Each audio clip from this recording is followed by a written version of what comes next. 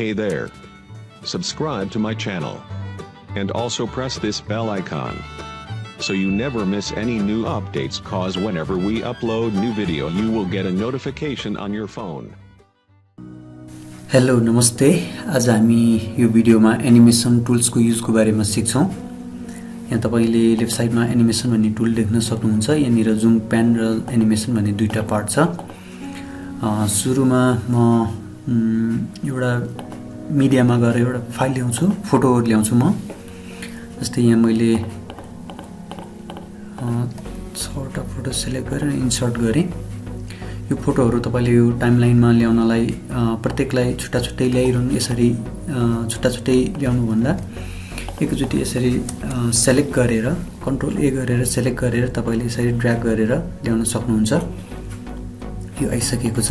मैले यसलाई ट्र्याक 2 मा राखे र मलाई यो एनिमेसनमा चाहिँ फोटो सँगसँगै म्युजिक आउनु पर्यो र फोटोलाई विभिन्न एनिमेसनहरु दिनु पर्यो भने म आज यो एनिमेसनको कसरी युज गर्न सकिन्छ भन्ने कुरा सिकाउन गइरहेको छु।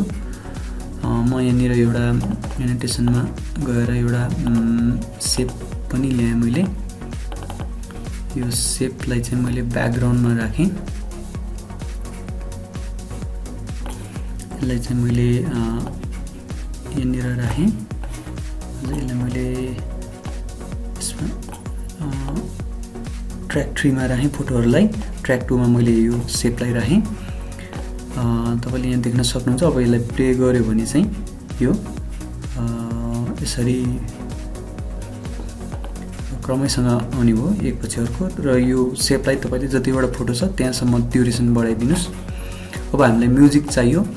म्युजिकको लागि फेरि यहाँ राइट क्लिक गरेर इम्पोर्ट गरेर तपाईले यहाँबाट म्युजिक ल्याउन सक्नुहुन्छ। डेस्कटपमा एउटा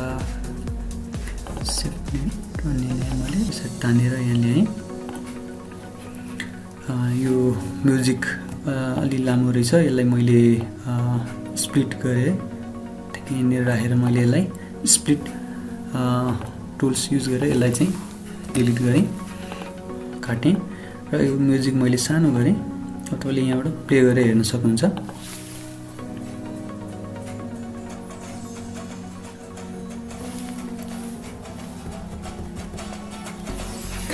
तपाईको अब यो भइसकेको छ। अब हामी यो फोटोलाई चाहिँ एनिमेसन दिनु पर्यो भने तपाई फोटोलाई सिलेक्ट गरेर एनिमेसनमा गएर यहाँबाट तपाईले दिन सक्नुहुन्छ। यहाँनिर दुईटा छ, जुम एन्ड प्यान भन्ने छ, एउटा एनिमेसन भन्ने छ। यो एनिमेसनमा गएर तपाईले जस्तै मैले स्केल डाउन भन्ने छ, मैले यो स्केल डाउनलाई ड्र्याग गरेर सुरुको फोटोमा राखेँ भने मैले यसलाई जुम गरेँ।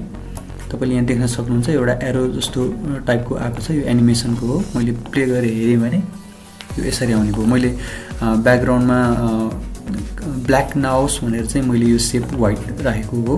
तपाईले यहाँ देख्न सक्नुहुन्छ सेतो भाग चाहिँ मैले यसलाई प्ले गरेँ भने यो यसरी आउने भयो। अब तपाईले यो एरोलाई चाहिँ यहाँसम्म सार्न सक्नुहुन्छ यसरी।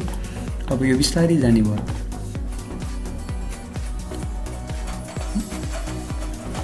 अब सेकेन्डमा चाहिँ हाम्रो यो फोटो छ। तपाईले यहाँ देख्न सक्नुहुन्छ यो फोटोलाई तपाईले मानौ यसरी सानो बनाउनु भयो सुरुमा र यसलाई मुभ यसरी रोटेट गर्नुभयो यसरी र यो फोटोलाई तपाईले यहाँनिर राख्नु भयो। अब यहाँनिर कस्टम भन्ने छ एनिमेसन। यो तपाईले कस्टममा यसरी तानेर यसलाई चाहिँ यसरी तान्नुभयो। अब यो रेडी भयो। अब तपाईले यहाँ जे चलाउनु भयो त्यो चाहिँ यहाँनिर एनिमेसन हुन्छ। यो पहिला यसरी घुमाएर तपाईले यसो घुमाउनु भयो र यसलाई ठ्याक्कै सेन्टरमा राख्नु भयो भने अब यहाँ यसलाई प्ले गरेर हेरौँ यसरी आउने भयो। अब तपाईले यसलाई चाहिँ यो एनिमेसनलाई यसरी बढाउन पनि सक्नुहुन्छ। फेरि मैले यसरी बढाइदिएँ। यहाँ चाहिँ पहिले बनेको छ नो ओपासिटी, फुल ओपासिटी यस्तो छ। तपाईले यसरी तानेर चाहिँ यसलाई पनि युज गर्न सक्नुहुन्छ यहाँको इफेक्टलाई। र तपाईले कस्टममा गएर आफैले पनि इफेक्ट बनाउन सक्नुहुन्छ, एनिमेसन बनाउन सक्नुहुन्छ। यो फोटो छ। यो फोटोलाई मैले फेरि कस्टममा गएँ र यो फोटोलाई अब मैले चाहिँ यसलाई जुम घटाइदिएँ र सेन्टरमा राखेँ भने अब यो हेर्नुस् त यहाँनिर यो फास्ट गयो, अब स्लो पार्नु छ भने तपाईले यो एनिमेसनको ड्युरेसन बढाइदिन सक्नुहुन्छ यसरी।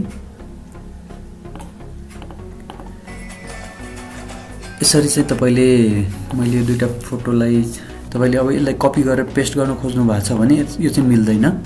हेर्नुस् त मिल्दैन है।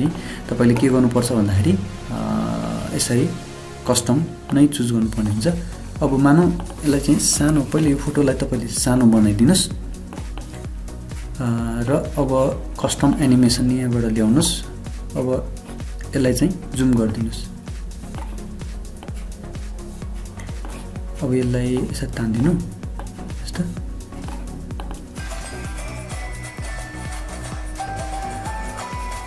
यसरी चाहिँ तपाईले एनिमेसनहरु दिन सक्नुहुन्छ।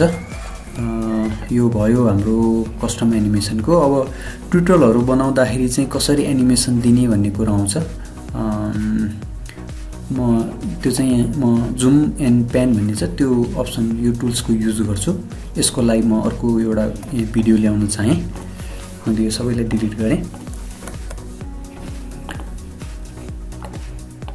मैले इम्पोर्ट गरेर यहाँ एउटा भिडियो ल्याएँ।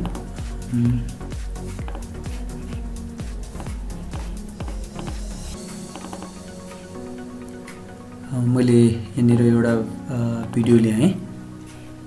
जस्तै यो भिडियो भन्दा अर्को भिडियो चाहिँ ल्याएँ मैले। रेकर्ड गरेको भिडियो हो यो। मैले यहाँनिर भिडियो ल्याएँ। अब यो भिडियोमा मैले यसमा चाहिँ अडियो अहिलेको लागि मैले हटाइदिएँ। डबल अडियो आउँछ मैले हटाइदिएँ। यहाँ तपाईले देख्न सक्नुहुन्छ। अब यो यहाँनिर कहाँनिर क्लिक गऱ्यो भने त्यहाँनिर फोकस गर्ने हो भने हामी जस्तै यो एरो अहिले यहाँनिर लगेको छ। यहाँनिर हामीलाई फोकस गर्नु छ भने तपाईले यो यसरी जुम गरेर यहाँनिर फोकस गर्न सक्नुहुन्छ। यहाँनिर बनिसकेको छ तपाईले देख्न सक्नुहुन्छ। एनिमेसन बनिसकेको छ। यहाँनिर नर्मल हुन्छ। यहाँबाट चाहिँ तपाईको अब जुम भयो र यो अब यो भन्दा पछाडी सबै ठाउँमा यो जुम हुन्छ। यहाँसम्म पछाडीसम्मै जुम हुन्छ यो। अब यो जुम सकिसकेपछि हामीले के गर्न सक्छौं भन्दाखेरि मानौ यो मैले भिडियो यहाँसम्म ल्याएँ। अब यहाँ हामीलाई जुम आउट गर्नु छ भने फेरि यहाँ तपाईले स्केल टु फिट गर्न सक्नुहुन्छ। यहाँ फेरि बनिसकेको छ एउटा एनिमेसन फाइल। तपाईले प्ले गर्नुभयो भने यहाँनिर जुम हुन्छ। जुम भइरहेको छ। अब फेरि जुम आउट भयो। Zoom in zoom out. यसरी तपाईले यो एनिमेसनको युज गर्न सक्नुहुन्छ। यसरी नै तपाईले अब ट्युटोरियलहरु बनाउँदाखेरि यो जुम एन्ड प्यान भन्ने टुल्सको युज गरेर अप्सनको युज गरेर एनिमेसन दिन सक्नुहुन्छ भिडियोहरुलाई भने एनिमेसनमा गएर यहाँबाट कस्टम एनिमेसन पनि दिन सक्नुहुन्छ। यो चाहिँ फोटोहरुलाई त्यस्तो एनिमेसन दिनु पर्यो भने यहाँबाट पनि दिन सक्नुहुन्छ। आजको भिडियो तपाईलाई कस्तो लाग्यो कमेन्ट गर्नु होला। हस् त धन्यवाद। Hey there. Subscribe to my channel. And also press this bell icon. So you never miss any new updates, cause whenever we upload new video you will get a notification on your phone.